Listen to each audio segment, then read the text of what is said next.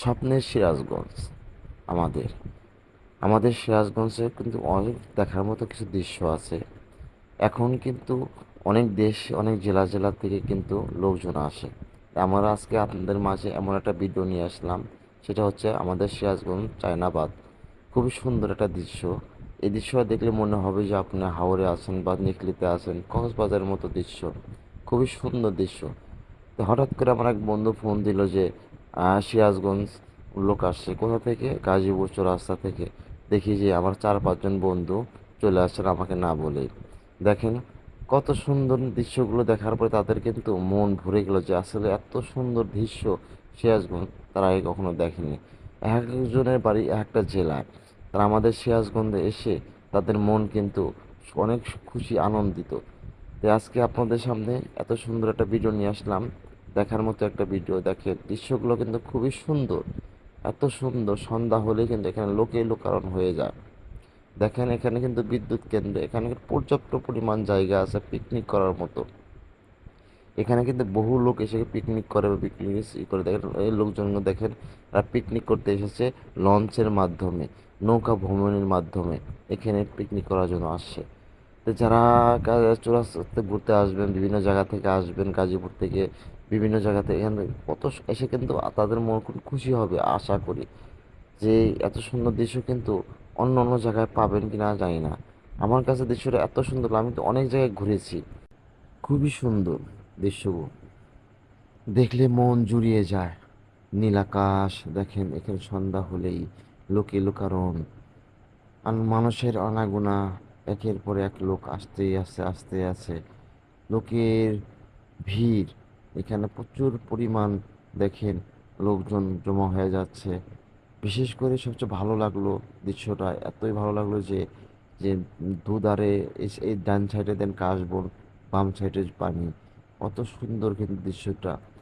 তা আপনারা দেখলে কিন্তু ভালো, আসলে কিন্তু অনেক ভালো লাগবে আপনাদের কাছে। সৌন্দর্য দেখার মতো কিন্তু একটা জায়গা।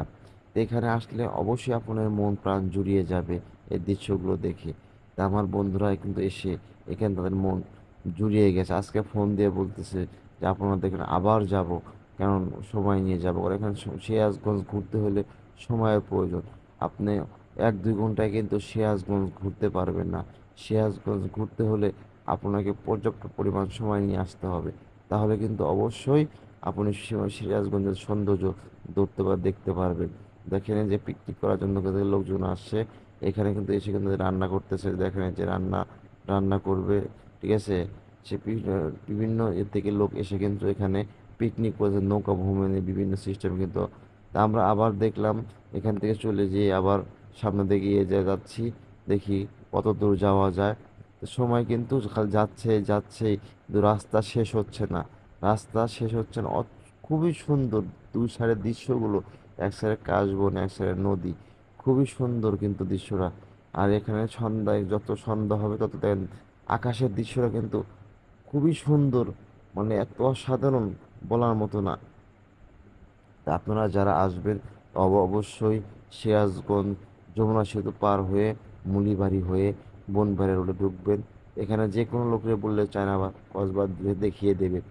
খুবই সুন্দর দৃশ্য দেখেন, দেখার মতো কিন্তু দৃশ্য। আকাশের দৃশ্য দেখেন কত সুন্দর দেখা যাচ্ছে। বিশেষ করে দেখেন ডান সাইডে কিন্তু অনেক সুন্দর দৃশ্য। এখানে কাশবন বিভিন্ন কিছু আছে, আপনাদের এগুলো দেখতে পারবে। এখানে আপনারা বিভিন্ন পিকনিকের জন্য আসতে পারেন, পিকনিক করতে পারেন। পর্যাপ্ত পরিমাণ কিন্তু এখানে জায়গা আছে, জায়গার অভাব হবে না। আপনার এখানে ফুটবল খেলা থেকে শুরু করে যে কোনো খেলা এখানে খেলতে পারবেন। খুবই সুন্দরভাবে কিন্তু এখানে মানে পরিবেশন করতে পারবেন, যে কোনো সৌন্দর্য উপভোগ করতে পারবেন। বিশেষ করে সবচেয়ে সৌন্দর্য লাগছে দেখেন যে সামনের যে দৃশ্য আসবে, খুবই সুন্দর দৃশ্যটা, মানে বলার মতো না দৃশ্যটা। যে দৃশ্যটা চলে গেছে যমুনা সেতু পর্যন্ত। ওখানে কিন্তু যমুনা সেতুর তীরে চলে গেছে।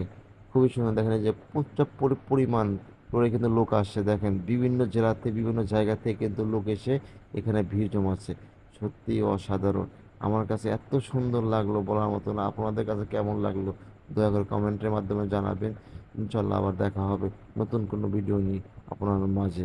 সবাই ভালো